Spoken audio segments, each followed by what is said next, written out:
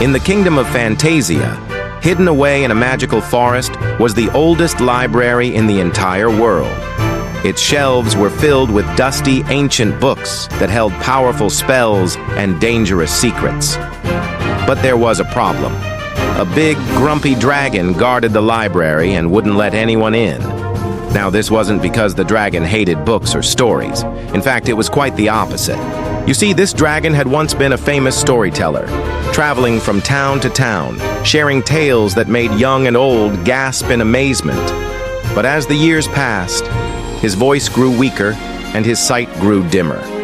And so the dragon retired to the magical forest, taking all the world's stories with him. He built a small cottage nearby and made it his home. And then one day he discovered an ancient book that was filled with powerful magic. It was a spell book that could bring stories to life. At first, he thought this would be a wonderful way to share stories without having to travel or to speak. He could simply read a chapter and watch as the characters leaped from the pages, dancing and singing before his very eyes. But after a while, the dragon grew tired of reading other people's stories.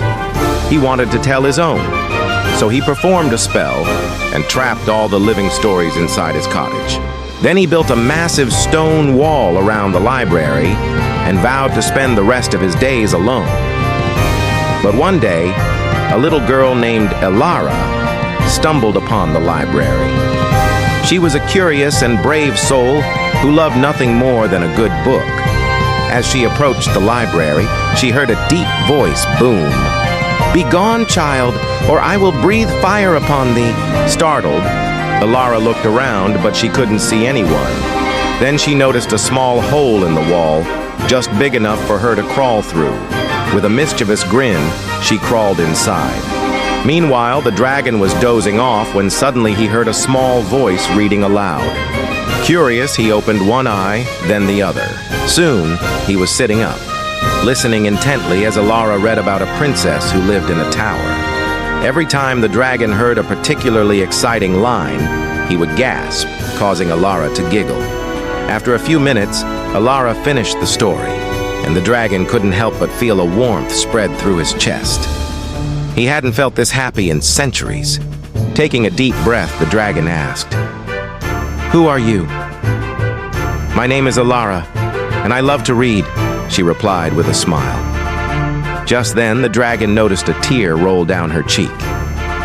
"What's wrong, child?" he asked. Elara wiped away her tears and said, "I'm sorry, but I can't read your books. They're written in a language I don't understand." The dragon gasped. That was the last thing he had expected. "Oh my," he stammered. "I had no idea. But why do you wish to read them? What makes you think they'll be of use to you?" "Because I love stories," Elara said simply. "I want to hear about brave knights and magical creatures in faraway lands." The dragon felt a pang of sympathy. He knew that look in her eyes. It was the same look he had when he was just a young dragon, full of wonder and excitement. "Very well," the dragon said.